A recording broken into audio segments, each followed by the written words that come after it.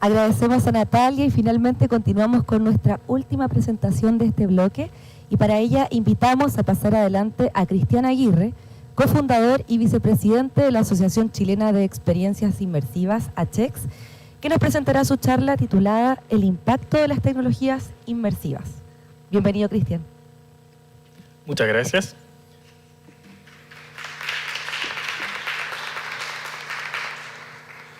Bueno, un enorme saludo a todos los presentes, a todos los que están aquí físicamente, a los que están digitalmente a través del streaming y a los que nos van a ver a través de una experiencia inmersiva también.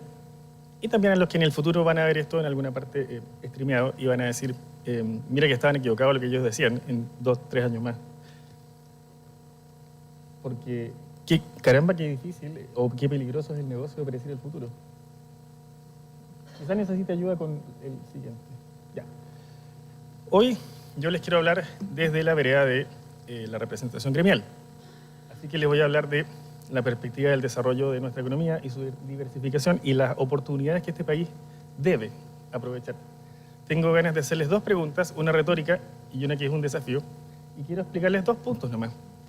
Las tecnologías inmersivas, haciendo una especie de consolidación gracias a lo que nuestros panelistas y las autoridades anteriormente han señalado, y por qué es importante. ¿Ya? Spoiler alert, no es importante porque hay mucho dinero de promedio. Esa es una consecuencia. Veamos si esto funciona. Ya. Tecnologías inmersivas, entonces. Un poco de contexto. Si le hubiéramos preguntado al inglés que fundó la fábrica, en donde por primera vez se hizo acero de forma industrial y que dio el puntapié inicial a la primera revolución industrial, ¿qué siente usted por haber iniciado todo esto? Él no habría tenido idea. Porque esto lo podemos ver desde la perspectiva del tiempo. Ahora hablamos de metaverso, pero la verdad es que falta mucho por desarrollar. Anda a saber tú si acaso se va a seguir llamando metaverso. Nosotros estamos aquí, por si acaso, en la 4ª revolución industrial. Para efectos de poder tener una conversación con un límite, permítanme una libertad. Me voy a imaginar que la 4ª revolución industrial se acaba el 2030. Me atrevo a hacerlo porque todas han durado cada vez menos, porque la velocidad del cambio se va acelerando, es exponencial. Y si se fijan, al final de cada revolución industrial hay un periodo de años, que es el periodo de cambio, de transición. Ese periodo significa que las tecnologías que nacieron, evolucionaron, se desarrollaron y maduraron, empiezan a converger, se combinan y generan la emergencia de la nueva oportunidad que da origen a la siguiente revolución. De esta manera, vamos a tratar de ver cómo se relacionan las tecnologías inmersivas con la 4ª revolución industrial. Ya nos mencionaba Rodrigo en su presentación la cantidad de tecnologías que implica la 4ª revolución industrial, pero lo que yo les quiero hacer énfasis es que aquí la novedad es la computación espacial. Si bien todas estas tecnologías existían antes, no son una novedad de este año o de hace 2 años, la novedad es que conforme ha pasado el tiempo, a partir del 2002, en donde por primera vez alguien dijo y rescató la realidad virtual, que lleva como 30 años de historia y hay mucha literatura al respecto de investigación incluso, el momento en donde un procesador era lo suficientemente liviano y barato como para hacer esto, los celulares, y a alguien se le ocurrió, bueno, hagamos una óptica y nos lo ponemos aquí, empezó una carrera. Y resulta que es el abaratamiento del cómputo, lo liviano que es y lo fácil que es hacer llegar todas estas tecnologías de computación espacial combinadas en la forma de casos de uso, lo que está gatillando esta revolución. Estas tecnologías estaban de antes, pero estamos hablando de metaverso porque todos podemos tener el metaverso en nuestro bolsillo. Entonces, cuando hablamos de metaverso, hay mucho más por debajo.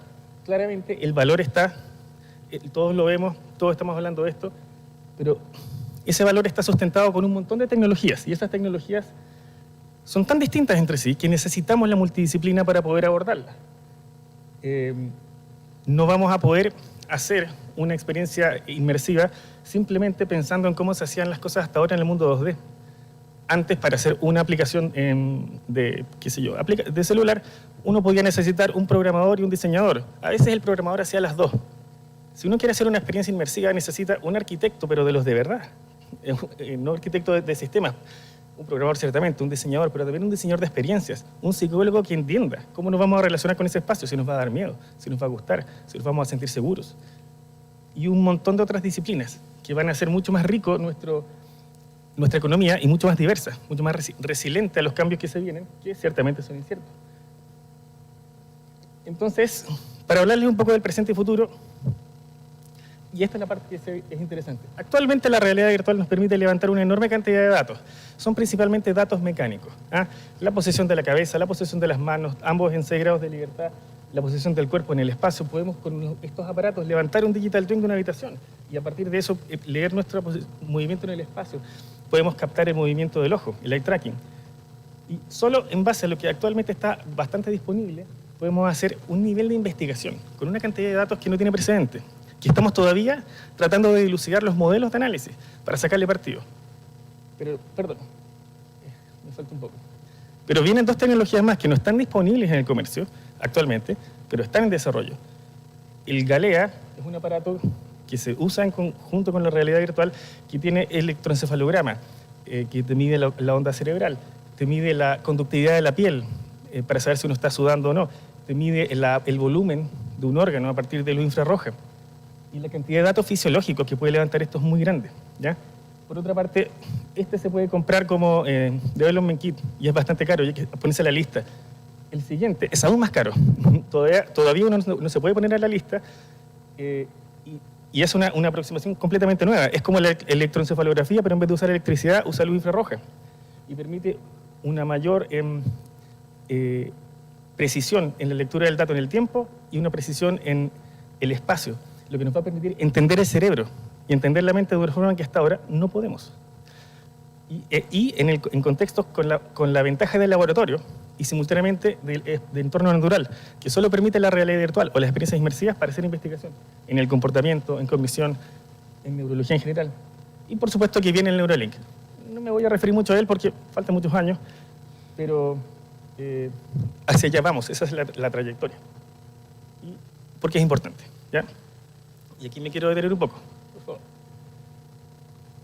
Hemos visto en estas presentaciones cómo las tecnologías inmersivas van a tener un impacto en el land, en el territorio, ¿ya?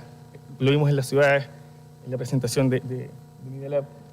Ciertamente van a tener un impacto en el capital, con todo esto del levantamiento de los digital twin, y ciertamente hay el factor de emprendimiento de los factores productivos es algo que de alguna forma va a aprovechar esta tecnología.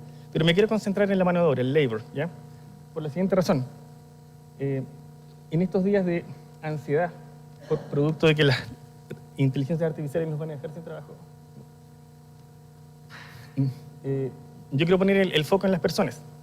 Desde que tomamos una piedra, la partimos en 2, la dejamos afilada y procesamos nuestro alimento con eso, que es una pieza de tecnología, hasta hoy, en donde nos ponemos estos aparatos, que también son tecnología, y nos permiten hacer muchas cosas, más o menos siempre ha sido esto lo que compone el trabajo de una persona.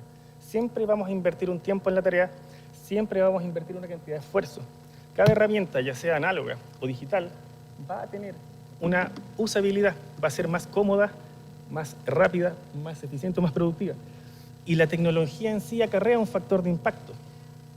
Por supuesto que también hay variables que no conocemos, que son positivas y que influyen en nuestro quehacer.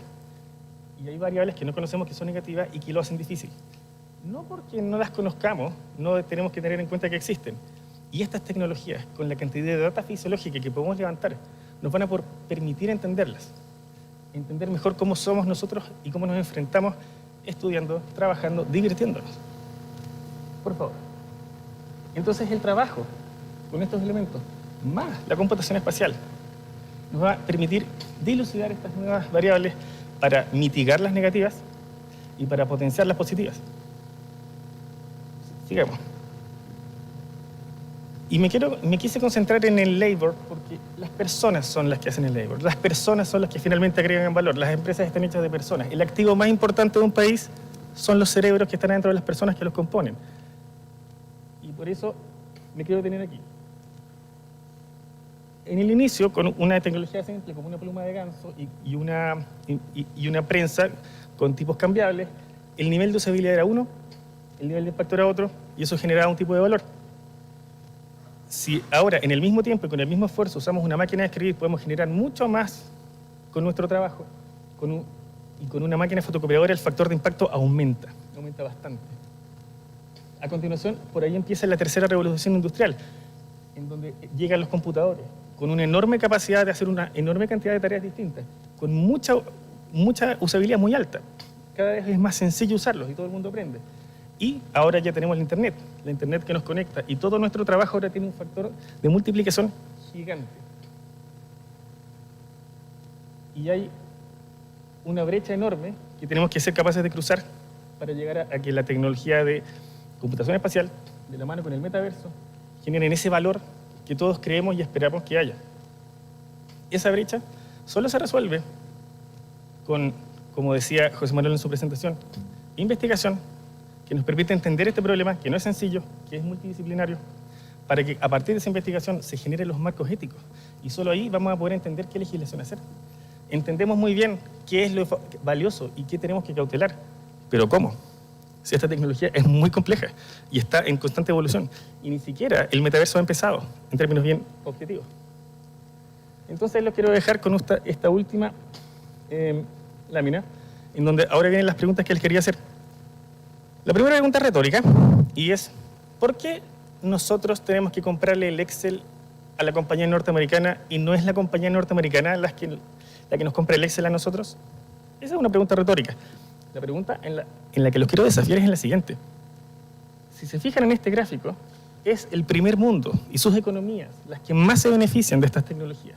Cada vez que pasamos en estos periodos de transición, son ellos y no nosotros los que se llevan la mejor tajada. Pero cada vez que hay una disrupción tecnológica, está la oportunidad de que los que no eran líderes puedan serlo. Miremos a Alemania, que solía ser el líder indiscutible en los motores a combustión interna, llegó el motor eléctrico y ahora Alemania no sabe qué hacer porque es un enorme monstruo gigante, un animal de enorme complejidad que no puede girar el timón tan rápido. Y los motores eléctricos no son los motores alemanes los principales. Los quiero dejar con una pregunta final, que es: ¿acaso vamos a ser capaces de tomarnos en serio y aprovechar esta oportunidad para finalmente ser nosotros los que le vendamos el Excel inmersivo al norteamericano? Muchas gracias.